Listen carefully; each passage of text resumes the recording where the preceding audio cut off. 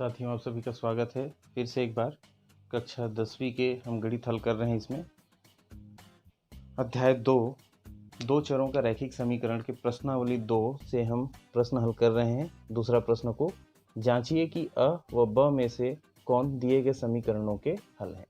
यहाँ पर अ और ब में दो वैल्यूज दिए गए हैं। यहाँ पर x और y के कुछ वैल्यूज हैं, यहाँ भी x और y के कुछ वैल्यूज हैं, जिनको हमको इस प्रश्न 2 के अंतर्गत 4 प्रश्न है, उसमें से दूसरा प्रश्न को हम हल कर रहे हैं। बाकी प्रश्न में से होगा तो वीडियो बनाएंगे या बना होगा, और जो नहीं बना होगा उसको आप खुद से बना के देखेंगे इन प्रश्नों की सहायता से। तो अभी यहाँ पर समझने का प्रयास करते हैं कि इसको हल किस प्रकार से करना है। तो ये अ और ब के मान दिए रहेंगे, उनको आपको क्या करना है, ये प्रश्न में 2 समीकरण दिए रहेंगे, ठीक है। इन दोनों समीकरणों में अ के मान को बारी बारी से रखना है। x की जगह पर x के मान को, y की जगह पर y के मान को इनमें रखना है। पहले इसके लिए रखना है, फिर इसके लिए रखना है, और चेक करना है कि क्या इसका लेफ्ट हैंड साइड और राइट हैंड साइड का मान बराबर आता है कि नहीं है। मतलब बराबर के इस ओर की संख्या और बराबर के इस ओर की संख्या का मान जो है बराबर आता है या नहीं है। यदि बराबर आता है तो हम क्या कहेंगे, जैसे अ का मान बराबर आता है तो हम कहेंगे कि दिए गए समीकरणों का हल अ होगा। यदि अ का मान नहीं आता लेकिन ब का मान दोनों पक्षों के लिए बराबर आता है तो हम क्या कहेंगे, दिए गए समीकरणों का हल ब होगा।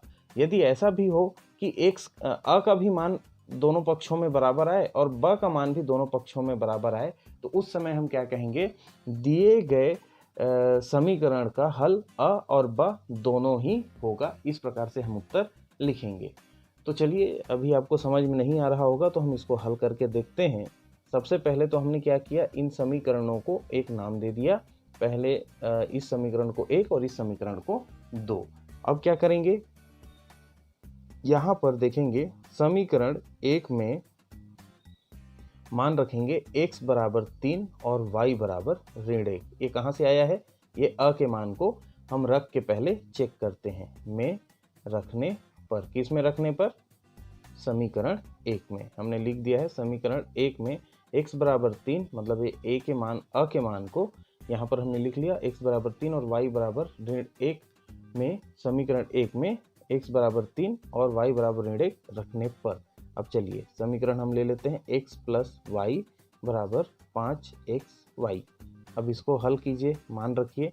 x की जगह पर क्या लिखना है, 3 लिखना है, और y की जगह पर क्या लिखना है, ऋण 1 बराबर 5, और x की जगह पर फिर से क्या लिखना है, 3, और y की जगह पर लिखना है ऋण 1।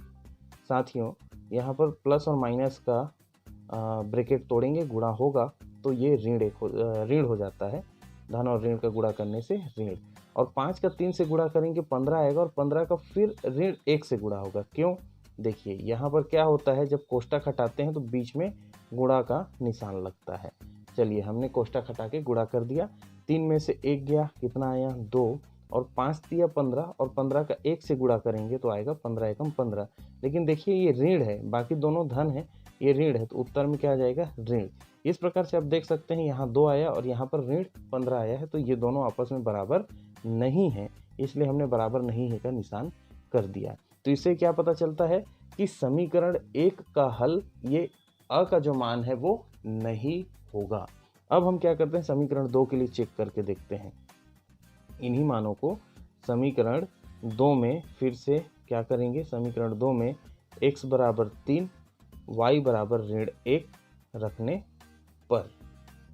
हालांकि मैं आपको बता दूं यहाँ पर कि जैसे पहले समीकरण के लिए ये x और y के मान बराबर नहीं आए तो दूसरे वाले को हल करने की आवश्यकता नहीं है, क्योंकि यहाँ शर्त तो हमारा टूट गया ना।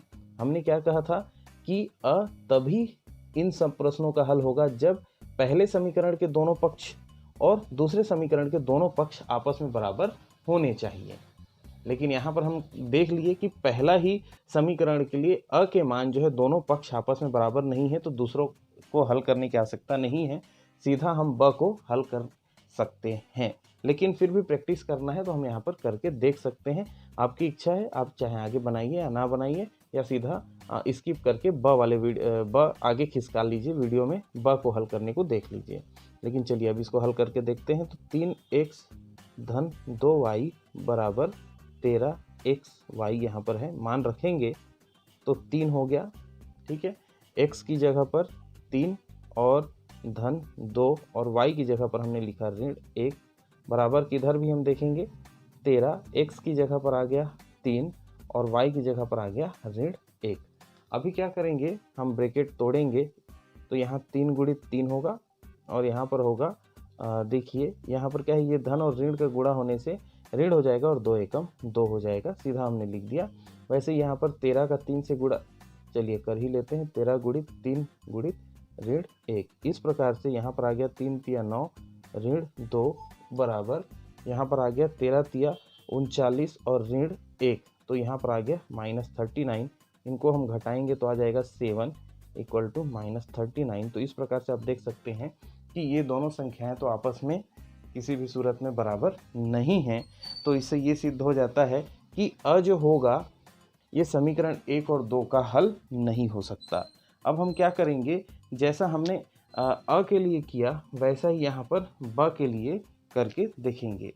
हाँ, लेकिन साथियों यहाँ पर एक चीज़ मैं बताना चाहूँगा, जैसे मैंने क्रम से यहाँ लिखा है और इधर हिस्सा करके मैं बता रहा हूँ, क्योंकि मैं वीडियो पॉज नहीं करना चाहता और इसको मिटा के फिर से दूसरा नहीं बनाना चाहता। आप कंपेयर करके देखेंगे इसलिए, लेकिन आप जब कॉपी में बनाएंगे तो लाइन से बनाते जाएंगे, इसके नीचे ही इसको भी लिखेंगे, ठीक है। चलिए अभी यहाँ हल करते हैं। फिर से क्या लिखेंगे हम, समीकरण 1 में x बराबर क्या रखेंगे 1/2, क्योंकि अभी ब को हल कर रहे हैं तो ब में x का मान है 1/2 और y का मान है 1/3। इसी को हम क्या करेंगे समीकरण 1 में रखेंगे। तो हमने लिख दिया समीकरण 1 में x बराबर 1/2 और y बराबर 1/3 रखने पर समीकरण 1 क्या है, x plus y equal to 5xy, x धन y बराबर 5xy है। तो यहाँ पर मान रखते हैं, x की जगह पर रखेंगे 1/2 और y की जगह पर रखेंगे 1/3 बराबर यहाँ क्या आ जाएगा 5 और x की जगह पर 1/2, y की जगह पर 1/3। अब मैं यहीं पर आगे लिख देता हूँ इसको। देखिए यहाँ तिर्यक गुणा होता है 3 एकम 3 धन 2 एकम 2 और नीचे का 2 तिया 6। इसके बाद इस साइड को आप देखिए तो 5 हो गया गुणित, कोष्टक तोड़ेंगे तो इसलिए गुणित हो जाएगा 1/2 गुणित 1/3। इसके नीचे कोई संख्या नहीं है तो आप 1 ले सकते हैं। ऐसा क्यों किया मैंने, ताकि आपको समझने में आसानी हो कि जब गुणा ये देखिए यहाँ पर हमने प्लस किया था, जोड़ना किया था, इसलिए तिर्यक गुणा हुआ 3 का 1 के साथ, 2 का 1 के साथ और 3 का 2 के साथ, इसलिए यहाँ 3 एकम 3 और 2 एकम 2 और 2 का 3 से गुणा 6। लेकिन यहाँ पर गुणा हो रहा है तो ऊपर वाले का ऊपर वाले के साथ ही होगा और नीचे वाले का नीचे वाले के साथ ही होगा। मतलब यहाँ पर देखिए 3 और 2 का क्या आ गया 5/6 और यहाँ पर देखिए 5 का 1 से गुणा कीजिए तो 5 एकम 5, फिर उस जो 5 आया है उसका 1 से गुणा करेंगे तो 5 एकम 5 ही आता है। और नीचे में 1 का 2 से गुणा किए 2 एकम 2 और फिर जो 2 आया है उसका 3 से गुणा करेंगे तो 2 तिया 6। तो यहाँ साथियों आपको देख सकता है जो लेफ्ट हैंड साइड है और राइट हैंड साइड है, बायां पक्ष और दायां पक्ष दोनों पक्ष के मान बराबर आ चुके हैं। तो अब ये बराबर आ गया है तो ऐसा नहीं कि नीचे नहीं बनाना है, पहला वाला जब बराबर आ गया है तो हमको चेक करना है कि दूसरा वाला बराबर आता है या नहीं है। लेकिन यदि हमारा पहला वाला ही बराबर नहीं आया है तो हमको दूसरा वाला को चेक करने की आवश्यकता नहीं है, ठीक है। तो इसलिए हम यहाँ पर अभी क्या करेंगे, समीकरण 2 में जो है इन्हीं मानों को वापस रखेंगे। समीकरण 2 में क्या रखेंगे, x बराबर 1/2 और y बराबर 1/3 रखने पर ये हम पुनः रखेंगे किसमें, समीकरण 2 में। तो समीकरण 2 क्या है, 3x plus 2y equal to 13xy। यहाँ पर मान रखते हैं, चलिए मान रखें तो 3 की जगह पर 3, x की जगह पर 1/2 धन 2 और y की जगह पर क्या आ जाएगा 1/3। वैसे ही यहाँ पर आप देखेंगे 13 और x की जगह पर हमको क्या लिखना है 1/2 और y की जगह पर आ जाएगा 1/3। अब कोष्टक तोड़ेंगे तो गुणा होगा, मैं एक स्टेप ना बढ़ाने के बजाय डायरेक्ट लिखता हूँ। तो यहाँ पर 3 का 1 के साथ गुणा होगा 3 एकम 3 और बटे 2, वैसे यहाँ पर हो जाएगा 2 एकम 2 बटे 3 बराबर। यहाँ पर आप देख लीजिए 13 का गुणा या फिर इसको हम तोड़ लेते हैं, 13 गुणित 1/2 गुणित 1/3। यहाँ कुछ नहीं है तो हम 1 ले सकते हैं। अब देखिए 3 का यहाँ तिर्यक गुणा होगा, 3 तिया 9, धन 2 का 2 दूने 4 और नीचे 2 तिया 6। इसी प्रकार से यहाँ पर देखिए ऊपर वाले के साथ ही होगा, गुणा में ऊपर को ऊपर और नीचे का नीचे, लेकिन धन या ऋण रहेगा तो नीचे वाले का ऊपर और इस नीचे वाले का इसके ऊपर करना है। अब यहाँ पर देखिए 13 एकम 13, फिर 13 एकम 13 और 1 का 2 से 2 एकम 2 और फिर जो 2 आया है उसका 2 तिया 6। इस प्रकार से आप देख सकते हैं 9 और 4 का हो गया 13/6।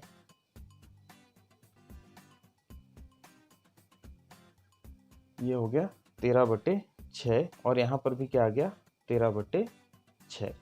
तो आपको ये दिख रहा होगा कि ब के लिए समीकरण 1 में भी दोनों पक्षों का मान बराबर आया और समीकरण 2 के लिए भी ब का मान दोनों पक्षों में बराबर आया है। इस प्रकार से हम क्या कहेंगे कि ये जो ब है ये समीकरण 1 और 2 के लिए समीकरणों का हल होगा, लेकिन अ का मान जो है समीकरण 1 और समीकरण 2 के लिए हल नहीं होगा। तो आप इसको लिख सकते हैं, अतः ब जो है दिए गए समीकरणों का हल होगा। इस प्रकार से आपको चेक करना है और इसी की सहायता से अन्य प्रश्नों को भी प्रश्न 2 के जो बाकी प्रश्न है उसको बनाने का प्रयास करना है। लेकिन फिर भी कुछ समझ में ना आया हो या फिर कोई सुझाव हो तो आप कमेंट करके हमको ज़रूर बताइएगा। तब तक साथियों अपना ध्यान रखिए, स्वस्थ रहिए, मस्त रहिए और गणित बनाते रहिए। धन्यवाद।